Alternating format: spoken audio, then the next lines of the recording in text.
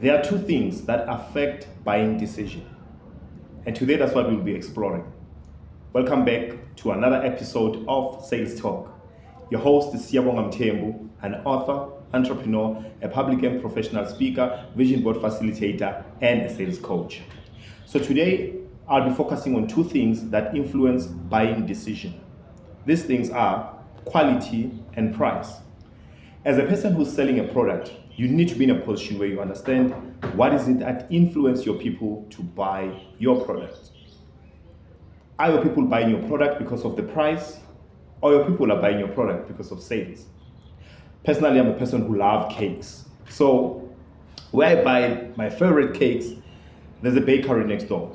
The bakery is very huge, and I always go to buy cakes from a particular house that's next to a bakery. And every time when I go there, I forget that there's a bakery next door. It is after buying there that I say, there's a bakery here. If you look at both structures, the other one on the other side, it is a well-built and established bakery. On the other side, you have to go around the house, buy from the backyard. I've seen that a lot of people go to that house, the house that requires you to go at the backyard in order for you to get what you want. Talking about cakes at this point.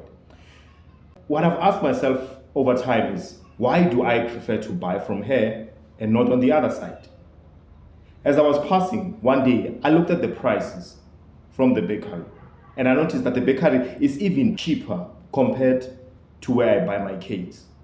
Right there, I started understanding that my buying decision, it is based on quality. The cakes that are sold on the other side, they are good quality. A lot of people can attest. The cakes that are sold on the other side, they're from a bakery that is well established, but the cakes are not quality. So as a result, they only get sales from people who are buying because of price.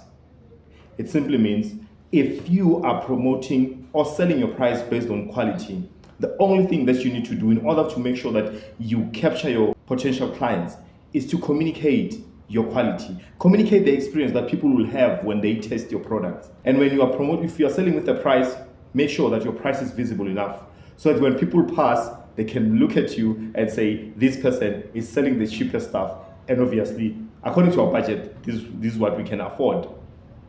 When you are selling, know who's your client. Selling cheap stuff, it doesn't mean that you yourself, you are cheap, but it simply means you understand your target market. So to make sure that you do not miss on your target market, make sure that your price is so visible that it attracts customers. And if you're competing based on quality, make sure that your sales pitch clearly communicates your quality to a point that a person who's listening might want to have an experience of your product. In most cases, people who care about quality, they only care about experience. They don't care about the money. They don't care about the price.